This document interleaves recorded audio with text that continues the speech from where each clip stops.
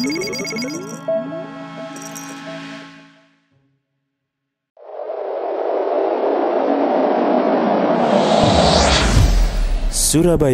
Mengaji. Yuk, dukung dakwah Surabaya Mengaji. Salurkan harta terbaik Anda untuk operasional dakwah.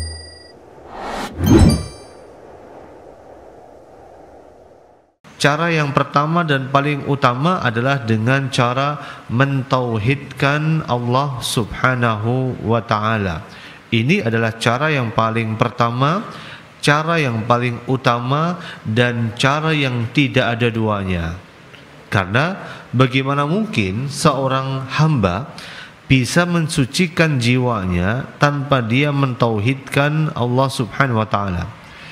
Tidak mungkin bagi seseorang jadi orang baik tanpa dia mentauhidkan Allah Subhanahu wa ta'ala. Maka ini adalah syarat yang pertama dan menjadi syarat yang paling utama.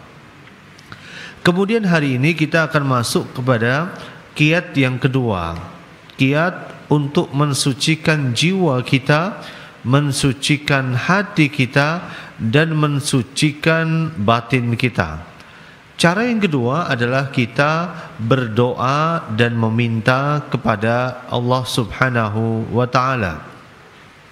Maka dari itu, tugas kita adalah apapun keinginan kita, apapun hajat kita, apapun kebutuhan kita, apapun kesulitan kita, apapun sesuatu yang menghimpit kehidupan diri kita, percayalah bahwa obatnya itu ada pada satu kata saja, yaitu ada pada doa.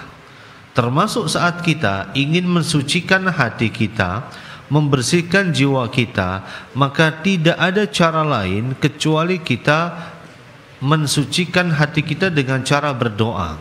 Kenapa sebabnya?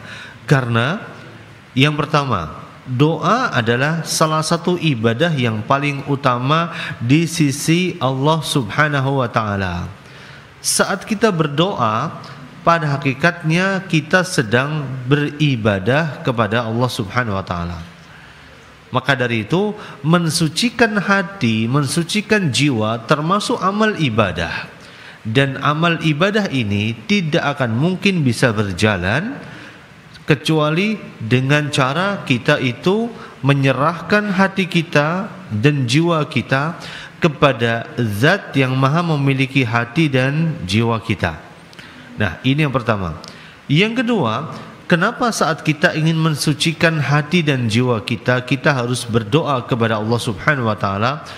Karena sejatinya seseorang ketika berdoa dan meminta, dia sedang mengakui dan memperlihatkan kelemahan seorang hamba, kelemahan dirinya sebagai seorang hamba kepada Allahu Azza wa Jalla. Karena kita ini, sehebat apapun kita, kata manusia, sehebat apapun kita, kata teman kita, sehebat apapun kita, kata sahabat kita, kita ini adalah seorang hamba yang lemah tanpa daya, dan kita membutuhkan pertolongan dari Allahu Azza wa Jalla. Jadi kita bukan siapa-siapa.